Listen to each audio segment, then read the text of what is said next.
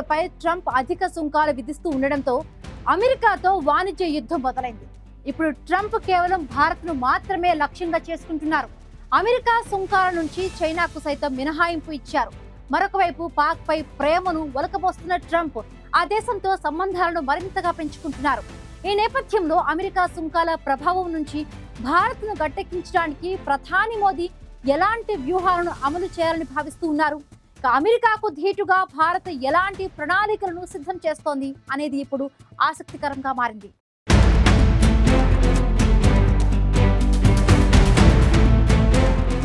America అధ్యక్షుడు Donald Trump మన దేశాన్ని టార్గెట్ చేశారా అంటే అవుననే సమాధానమే వినిపిస్తుంది.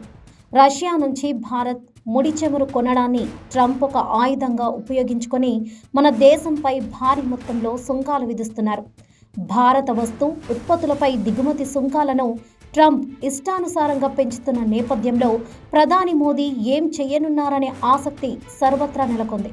మోదీ అగ్రరాజ్యం బెదిరింపులను చాకచక్యంగా ఎదుర్కొని సంక్షోభ పరిష్కార మార్గాన్ని కనుగొంటారా, లేక కాంగ్రెస్ పార్టీ సూచన మేరకు మాజీ ప్రధాని ఇందిరాగాంధీ బాటలో పయనించి అమెరికా ఆధిపత్యాన్ని ఎన్నడూ అంగీకరించమని, తాము ఆ దేశాన్ని కేవలం మిత్రదేశంగానే భావిస్తామని మోదీ తేల్చి చెబుతారా అనేటువంటి ప్రశ్నలు ఇప్పుడు ఉత్పన్నమవుతున్నాయి.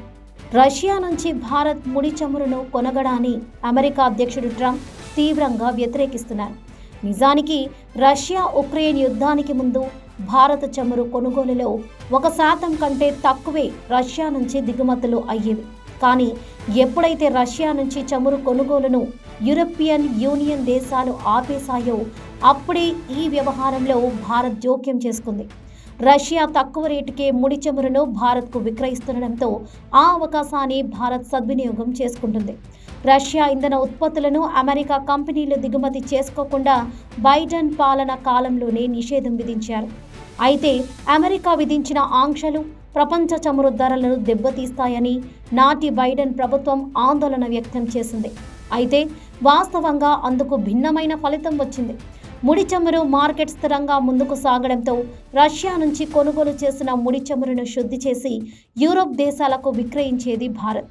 తద్వారా యూరోప్ దేశాలకు ముడి చమురు కొరత తీరింది.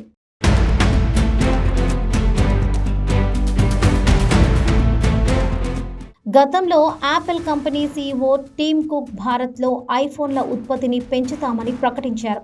అయితే టిమ్ కుక్ ప్రకటన వెనుక కారణం లేకపోలేదు. చైనాపై అమెరికా ప్రకటించిన భారీ సుంకాల బాధుడి నుంచి తప్పించుకునేందుకు ఆనాడు టిమ్ కుక్ ఆ ప్రకటన చేశారు. కానీ ఆ తర్వాత క్రమంగా పరిస్థితుల్లో మార్పు వచ్చింది. అమెరికా సుంకాల బాధుడి నుంచి చైనాకు ఉపశమనం కల్పించారు ట్రంప్. కానీ చైనాకు బదులు ట్రంప్ భారత్ను టార్గెట్ చేశారు. తీవ్రతరమవుతున్న వాణిజ్య యుద్ధపు ఊబి నుంచి టిమ్ కుక్ నేర్పుగా యాపిల్ కంపెనీని గట్టెక్కించారు. ఓవల్ కార్యాలయంలోనే టిమ్ కుక్ పక్కన నిలబడి ట్రంప్ కీలక ప్రకటన చేశారు. అమెరికాలో పెట్టుబడులు పెట్టే యాపిల్ సహా అన్ని కంపెనీలకు కొత్త దిగుమతి సుంకాల నుంచి మినహాయింపు కల్పిస్తామని ట్రంప్ ప్రకటించారు. వాస్తవానికి అమెరికాలో చౌకగా ఐఫోన్లను తయారు చేయడం కుదరదు. అయితే ప్రస్తుతానికి సుంకాల నుంచి రక్షణ పొందడానికి టిమ్ కుక్ ఈ వ్యూహాన్ని అనుసరించి ఉంటారనే అభిప్రాయాలు వ్యక్తమవుతున్నాయి. యాపిల్ కంపెనీ పెట్టుబడిదారులు కూడా కుక్ నిర్ణయాన్ని ప్రశంసించారు. దీంతో యాపిల్ కంపెనీ షేర్ల మార్కెట్ క్యాపిటలైజేషన్ విలువ $200 బిలియన్ పైగా పెరిగింది. ఇటీవల ట్రంప్ భారత్ను బహిరంగంగా విమర్శించడం, 50% సుంకాలను ప్రకటించాక ఈ పరిణామం చోటు చేసుకుంది. చైనాలోని తమ ఐఫోన్ల ఉత్పత్తిని పరిరక్షించుకోవడానికి యాపిల్ కంపెనీ సీఈఓ ప్రాధాన్యత ఇచ్చి ఉండొచ్చనే అభిప్రాయాలు వ్యక్తమవుతున్నాయి.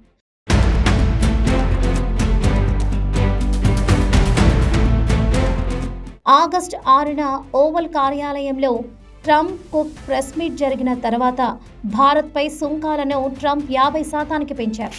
దీంతో భారత్లో ఐఫోన్ల ఉత్పత్తిని పెంచుతామనే టిమ్ కుక్ హామీ ప్రశ్నార్థకంగా మారింది. ఇకపైన చైనా నుంచి దిగుమతి చేసుకున్న ఐఫోన్లపై 20% సుంకాన్ని యాపిల్ చెల్లిస్తూనే ఉంటుంది. భారత్ నుంచి వచ్చే ఐఫోన్లపై ఎలాంటి సుంకం ఉండకపోవచ్చు. భారత్ను లక్ష్యంగా చేసుకుని ట్రంప్ సుంకాలను భారీగా పెంచడం, అదే సమయంలో చైనాను మినహాయించడం వెనుక ప్రధాన కారణం ఏంటనే ప్రశ్న ఉత్పన్నమవుతుంది. గతంలో భారత్ను వ్యూహాత్మక మిత్రదేశంగా అనేక మంది అమెరికా అధ్యక్షులు భావించారు. అందుకే ఆసియా పెసిఫిక్ ప్రాంతంలో చైనాకు వ్యూహాత్మక ప్రత్యర్థిగా భారత్ను భావించి మన దేశం కోసం భారీగా సమయం వనరులను కేటాయించారు. అయితే ఆ అంచనాలను భారత్ అందుకోకపోవడం వల్లే భారత్ను పట్టించుకోవడం మానేశారనే వాదనలు కూడా ఉన్నాయి. చైనాకు మినహాయింపు కల్పించి రష్యా నుంచి చమురు కొంటున్నందుకు భారత్పై సుంకాలు పెంచుతూ పోతుండడం అమెరికా ద్వంద్వ వైఖరికి నిదర్శనం. ట్రంప్ సుంకాల బాధుడితో భారత రూపాయి బలహీనపడింది. పెట్టుబడిదారులు వెనక్కి వెళ్లిపోతుండడం కూడా రూపాయి బలహీనపడడానికి మరో కారణం. మరోవైపు భారత్లోకి విదేశీ ప్రత్యక్ష పెట్టుబడుల ప్రవాహం సైతం గణనీయంగా తగ్గింది. అందుకే ఇలాంటి పరిస్థితుల నుంచి భారత్ను గట్టెక్కించేందుకు ప్రధాని మోదీ ఎలాంటి వ్యూహాలను అమలు చేస్తారనేది ఆసక్తికరంగా మారింది.